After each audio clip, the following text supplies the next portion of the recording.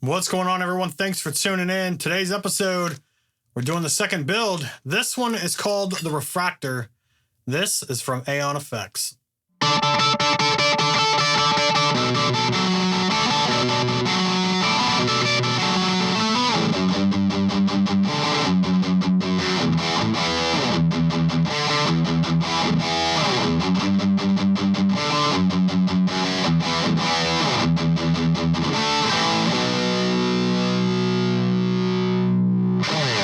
All right, everybody, today's episode, we're doing the second DIY kit. This one is called the Refractor. This is based on the Klon pedal. So I'm not probably going to do the second camera. We're not going to do a lot of DIY just because, yeah, it's probably not something I know a lot of you guys want to watch. So I'm going to go ahead and build this kit. I'll probably take some photos. We'll throw them in. But yeah, let's go ahead and get into it. And I'll be back when I got it all done. Pedals off. So that's true bypass mode. Now it's buffered. And the pedal is off, right? So super quiet.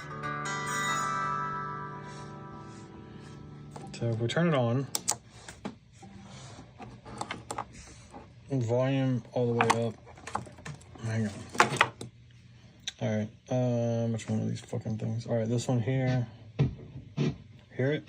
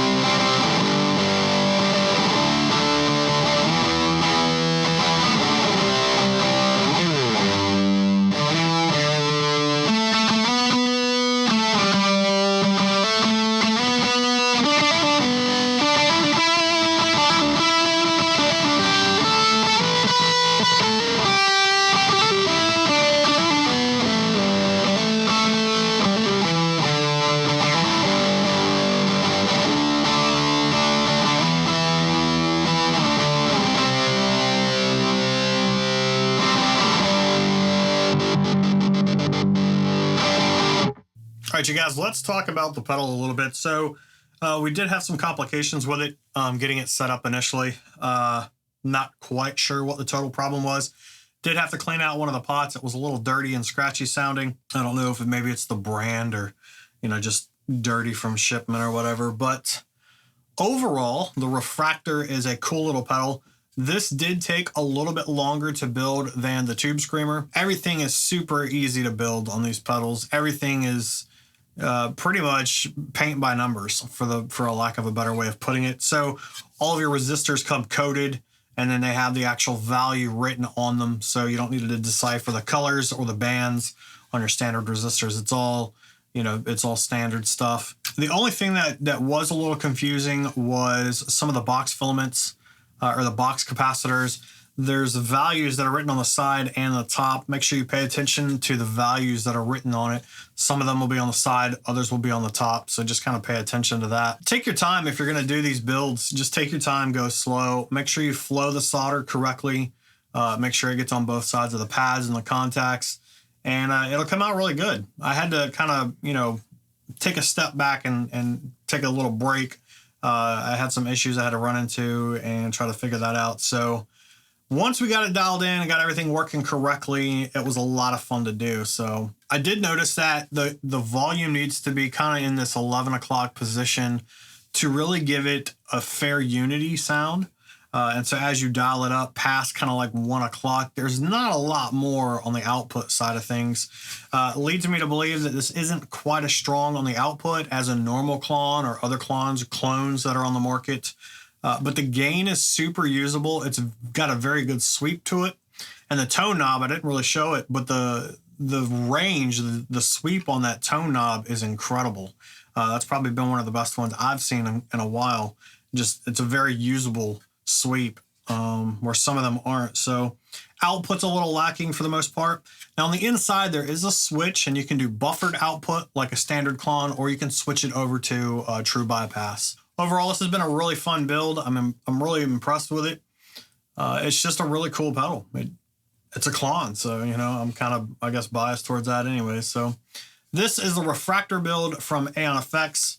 Make sure you check them out. Get your own kits. They have a whole bunch to choose from. They're reasonably priced, I feel, for somebody who's just now getting into it. You kind of want that DIY set to go for. So tell me in the comments below what you guys thought overall. Thanks for watching. I'll see you in the next one.